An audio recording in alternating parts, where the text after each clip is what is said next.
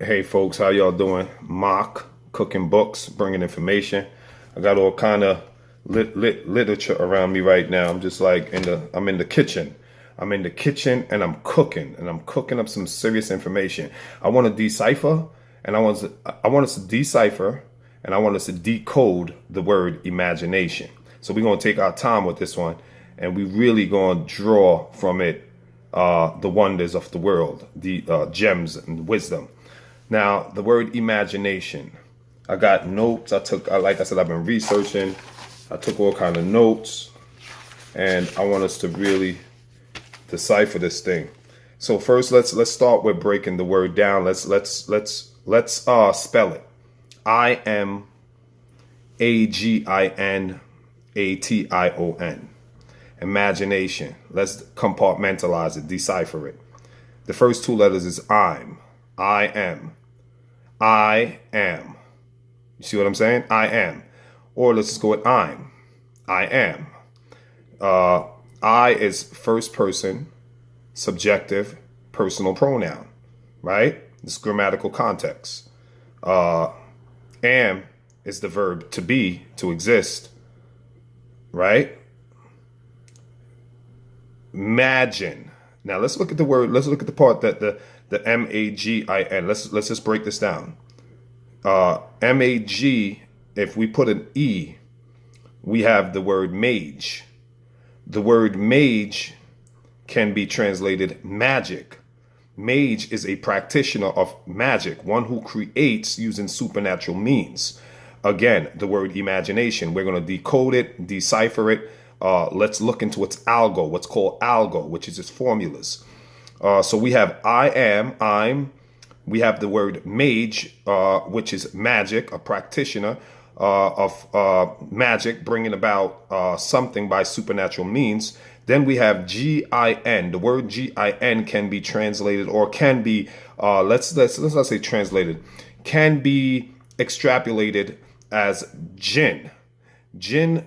If we switch the letter G with J, because jinn can be pronounced with a J, depending on which, let's put it like this. Transliteration is the changing of words based off the language, the original language. So you have translation, transcription, transliteration. So transliteration is to still change, because you have trans, which involves the definition of changing, but literation will be literary, and transliteration, so you're changing from one language to the next. So letters would be different depending on the culture. So jinn, GIN, because a jinn etymologically, damn, that tied me up a little bit. Etymologically, jinn is from the Arabic, or it's an Arabic spirit. A jinn is an Arabic spirit that is considered to guide, to lead, and it has a damn, I'm having a tough time. Bear with me, folks. This stuff is heavy. Tutelary. It has a tutelary relationship with its host. So you and I, we have a tutelary relationship with. This would be the belief anyway. It's a mythology. This is Arabic mythology. So a jinn would be a Arabic mythological spirit that has a tutelary relationship with the host. I got it out. It was a little difficult, but I got it out.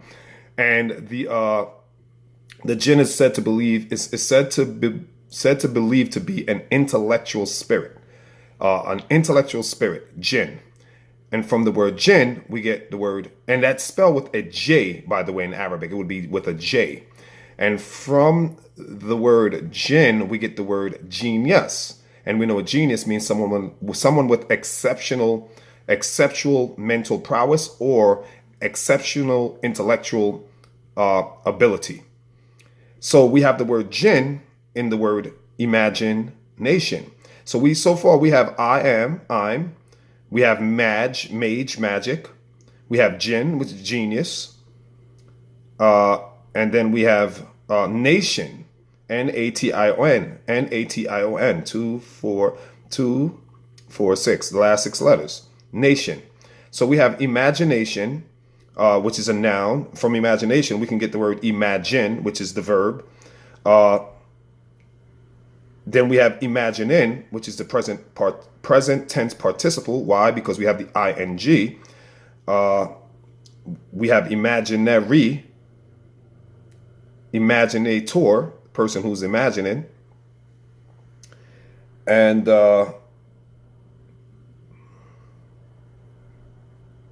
we get the word gene also out of jinn. We get the word gene, from which I talked a second ago, genius. And we can get the word gene out of genius. And we know that a gene is what carries your deoxyribonucleic acid. DNA, deoxynucleic acid, right? Not ribo. Ribonucleic acid would be RNA, excuse me. DNA, deoxynucleic acid, right? Your gene carries your deoxynucleic acid, your DNA, which is all of the genetic instruction to form you, right? To manifest you. So again, genius, we can get the word gene, and your gene is extremely intelligent because your gene is what formulated you, gives you your height, your weight, your structure. Well, not necessarily your weight, but your height, your eye color, your hair, all of your features, your phenotype, right? Your phenotype, all of your visible features comes from your gene. So your gene is extremely, extremely, extremely intelligent, right? It has all the information. So your gene is intelligent, and from gene we can say we formulate the word genius. Genius we get from out of the word jinn. Jinn is embedded in the word imagination. So your imagination is your ability. Your imagination is your ability to, again, I am, let's do it again, because this stuff is heavy.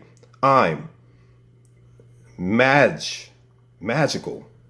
The word mag means magic. It means a person who brings about things by supernatural means. So I'm magical. I'm mag. And then we have jinn. I'm a genius. When you are practicing your imagination, when you are utilizing your imagination, you are actually employing and activating all of these powers. Imagination, if you look at just the standard, not the deciphering or decoding, but just the standard Webster, Wikipedia, or just a very standard definition, is a faculty of your mind to create images. Again, the imagination is a faculty or a power of the mind to create mental images. The word image lies again in imagination. Image, I got it written down here. Image, again, I am AGE. That's image, right? And an image is a likeness, right? To form an image is the formulation of a copy, a transcript, or to imitate or to form a likeness of a concept, some kind of concept. So an image is something that is formulated, the likeness of something that is formulated within the mind.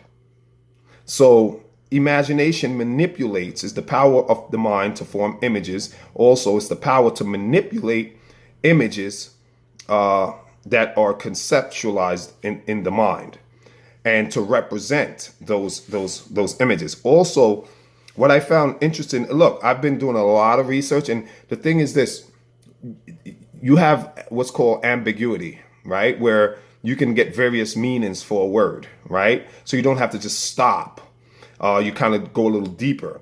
And this is something else I pulled up in terms of imagine. The power to reconstruct or recombine the materials furnished by direct understanding or apprehensions. Apprehensions, again, that would be considered ambiguous, right? Because it can have multiple meanings. Apprehensions could be mean some kind of dread of a future event, something anticipated with fear, or it could mean to understand, to grasp, to apprehend a situation. So imagination is the power to reconstruct or recombine the materials furnished by direct understanding. Now, I want us to stop, pause, and let's just state this portion of one of the multiple definitions I came across, because I really researched this word imagination. I spent hours and hours perusing through various dictionaries, just going on, looking at Webster, looking at Wikipedia, looking at I have this other unabridged dictionary, and I have this book called Words. Just it's like multiple words, just how to like break down words. It's where is it?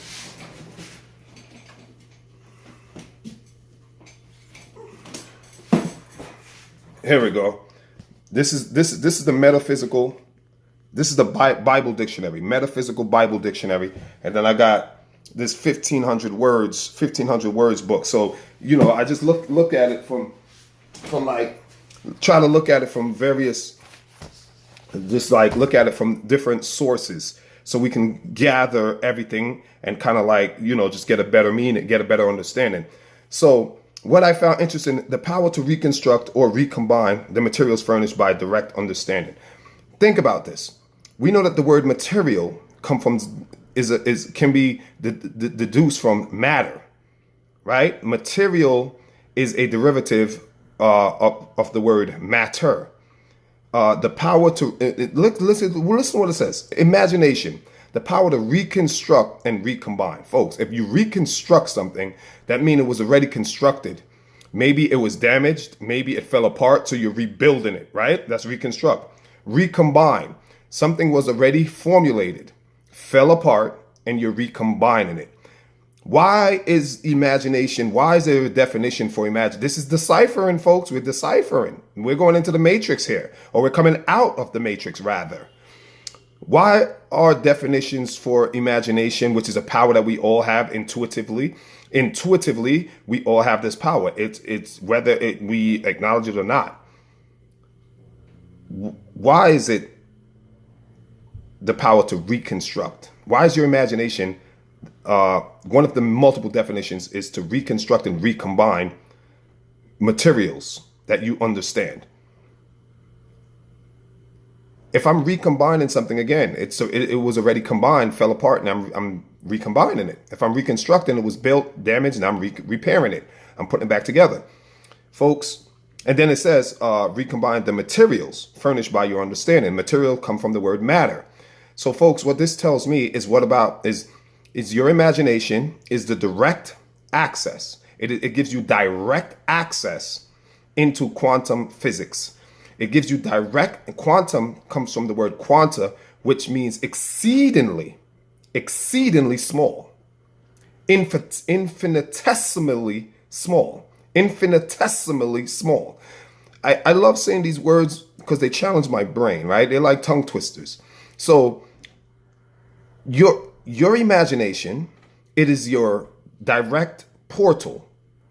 It is your direct access into the infinitesimal space that is called quantum physics or quantum mechanics or quantum theory or quanta, the invisible realm, the fifth, fourth, whatever dimension you want, the parallel alternate universe. Your imagination is direct access into that. And I told you that all the universe exists as a series of, or a cloud of probabilities. I mentioned that before. Probabilities are possibilities, likelihood of events that occur. Everything, according to science, everything already exists in a quantum state. All events, everything that you could ever dream, hope, and want already exists in a quantum state. Quantum, again, meaning infinitesimally small, beyond minutia, beyond visible eyes, beyond microscopes. You need special, super special microscope or microscopic or super special device to see this invisible stuff or matter, right? So if you're recombining, reconstructing according to your imagination, the definition here, one of its multiple meanings, if you're recombining, reconstructing, that mean out of materials, that mean you're taking matter that already exists and you're repairing something that already exists, which is consistent with the principles of quantum physics, that everything you want already exists in a quantum state. So what you're doing with your imagination is you're just reconstructing and recombining, and then you're representing or presenting to yourself or to our limited finite realm, which we call reality, our world, that which already existed in the alternate universe or the parallel universe. And your imagination is the window or the direct access into that to draw from that realm, manifested into this world that we occupy. So your imagination, folks, I'm magic. Your imagination, in your imagination lies magic or mage. And nation, you can build your own nation with your imagination. Imagine, I'm mage, magical, genius. I'm a genius. I'm imagining, participle, present participle. The word imagining is the present tense participle, ing, therefore it behaves as it's called a gerund verb, which functions as a noun, right? So you are imagining, which is the again, it's a gerund verb, but it's also considered transitive because it takes the object. The object is that which you desire. So you can cause and change to occur. Okay, imagination, another thing. Cause and change to occur in conformity with your will. I like this one. I like this. I wrote this one down to I highlighted and everything. Why the heck my computers keep cutting off? Okay, look. I thought I highlighted it. Sorry, folks, I didn't.